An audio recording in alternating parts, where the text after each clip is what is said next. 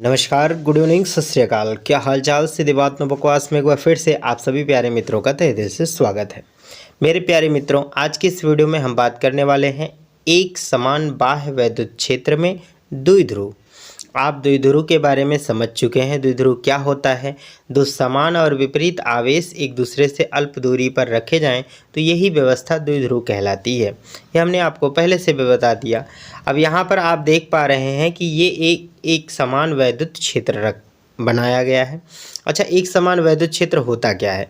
जब भी आप याद रखिए, जब भी बल रेखाएं क्या हों, समांतर, एक दूसरे के समांतर तथा समान दूरी पर रहेंगी तो इस प्रकार के क्षेत्र को हम क्या बोलते हैं दोस्तों, एक समान वैद्युत क्षेत्र बोलते हैं। हालांकि अगर ये मैग्नेट होगा तो चुंबकीय क्षेत्र हो जाएगा, लेकिन यहाँ पर वैद्युत की बात हो रही है। ये बनता कैसे है। सिर्फ लाइनें बनाने से काम नहीं चलेगा दोस्तों। ये आया कैसे, जैसे यहाँ पर अगर एक शक्तिशाली प्लस चार्ज रखा जाएगा और इस साइड एक निगेटिव चार्ज रखा जाएगा तो प्लस से निकलने वाली जो बल रेखाएं होंगी वो माइनस द्वारा अट्रैक्ट कर ली जाएंगी, क्योंकि आप जानते हैं विपरीत आवेशों में आकर्षण होता है। इस तरह से ये बन रहा है।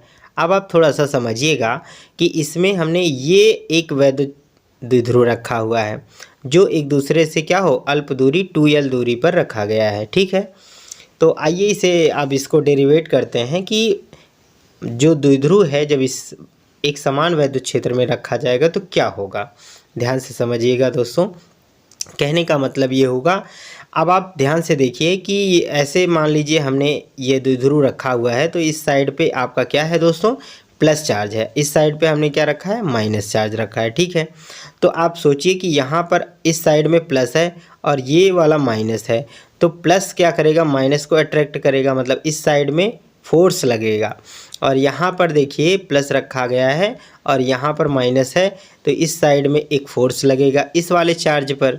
ठीक है, मतलब एक फोर्स यहाँ पर लग रहा है F1 और एक फोर्स इधर लग रहा है F2।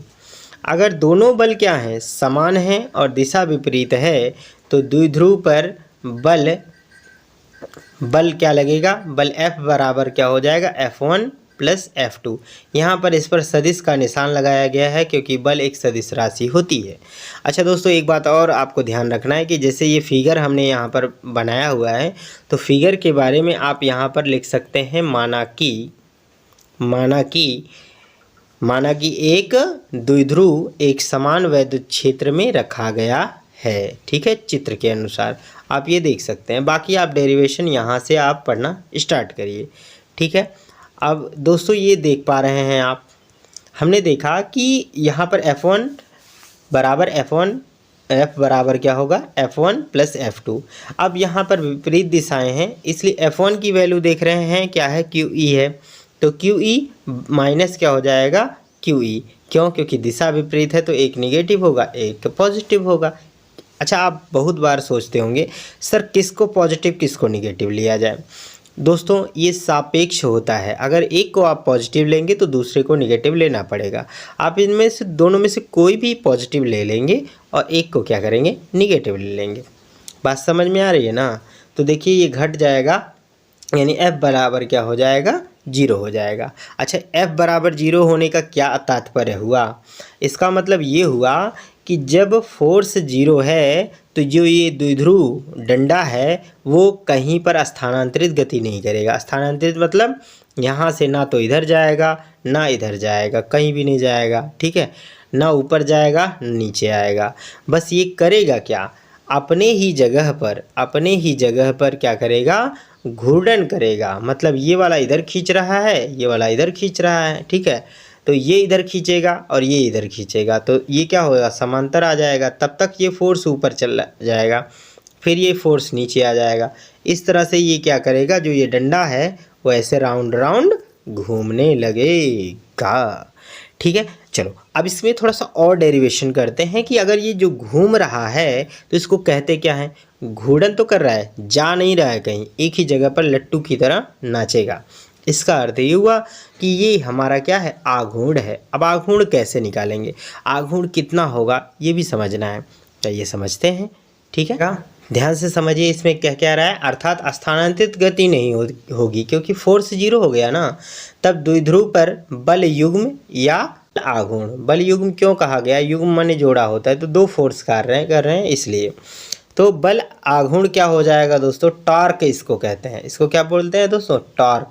इसमें टाउ भी पढ़ा जाता है, आप टाउ भी पढ़ सकते हैं दोस्तों, ठीक है। टाउ पढ़ो या टॉर्क पढ़ो, अंग्रेजी में TORQUE, ठीक है, ये टॉर्क होता है, ठीक है। तो इसे भी आप समझ सकते हैं, ठीक। अब टॉर्क बराबर क्या होता है, एक बल कोई भी एक फोर्स लीजिए, चाहे पहला जो है दूसरा, और क्या हो जाएगा, बलों के बीच की लंबवत दूरी, ठीक है। अब लंबवत दूरी कैसे निकालेंगे, जैसे आप ध्यान दीजिए, ये हमारा क्या था, द्विध्रुव था, और लंबवत दूरी क्या थी, है ना, एक फोर्स इधर लगा, एक फोर्स इधर लगा, तो लंबवत दूरी ऐसे होगी, ठीक है। अब ये दूरी निकालने के लिए ये हमारा क्या था दोस्तों, 2l था।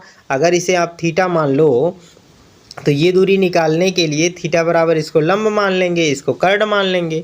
तो यहाँ पर क्या लेना पड़ेगा, साइन थीटा लेना पड़ेगा, ठीक है। साइन थीटा बराबर लंब होता है, ये वाली दूरी जो भी होगी, ठीक है। इसको आप नाम कुछ लिख दीजिए, जैसे अगर इसे AB लिखे हैं तो इसको C लिख दीजिएगा, यानी BC आप निकालेंगे। लंब BC बटे कर्ण आपका क्या हो जाएगा, 2l हो जाएगा। BC निकालोगे तो 2l का गुणा यहाँ हो जाएगा, ठीक है, यानी 2l साइन थीटा हो जाएगा, ठीक। लंबवत दूरी 2l साइन थीटा होगी, समझ में आया। अब यहाँ पर देखिए, यहाँ पर लंबवत दूरी टॉर्क बराबर क्या है, F बराबर 2l साइन थीटा, ठीक। अब देखो F बराबर QE के बराबर है, ये भी हमने रख दिया, 2l साइन थीटा रखा। अब आप समझिए कि यहाँ पर जो QE है, E को अलग कर लीजिए, E को अलग करने के बाद Q का गुणा 2l में हो जाएगा। तो यहाँ पर आप देख पा रहे हैं थोड़ा सा बाय मिस्टेक यहाँ पर हो गया है दोस्तों, ये 2l है ना, इसी के बगल में Q भी लगा दो। अब 2QL बराबर क्या होता है, P के बराबर होता है। तो जहाँ 2QL होगा वहाँ पर आप क्या रख दोगे, P रख दोगे, ठीक है। तो टॉर्क बराबर क्या हो जाएगा, EP साइन थीटा।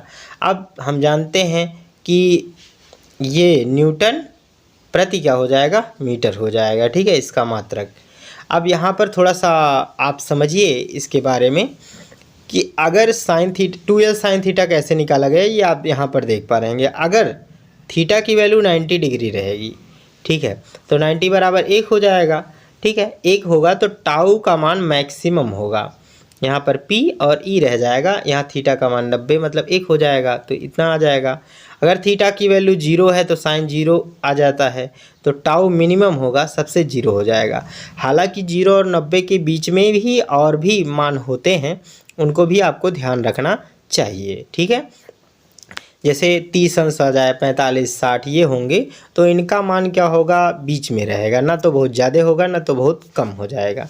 मिनिमम 0 पर होता है, मैक्सिमम 90 पर होता है, ठीक है, समझ आया। चलिए वीडियो को लाइक कर दीजिए, शेयर कर दीजिए अपने दोस्तों के साथ, क्योंकि ये भी टॉपिक छोटा सा 1 नंबर में आ जाता है, कभी कभी नहीं भी आता है। तो इस चीज़ को समझना तो ज़रूरी है कि बिकॉज सिलेबस में है और सिलेबस में से कुछ भी आ सकता है दोस्तों। चलिए मिलते हैं अगली वीडियो में, तब तक के लिए बाय बाय, सी यू।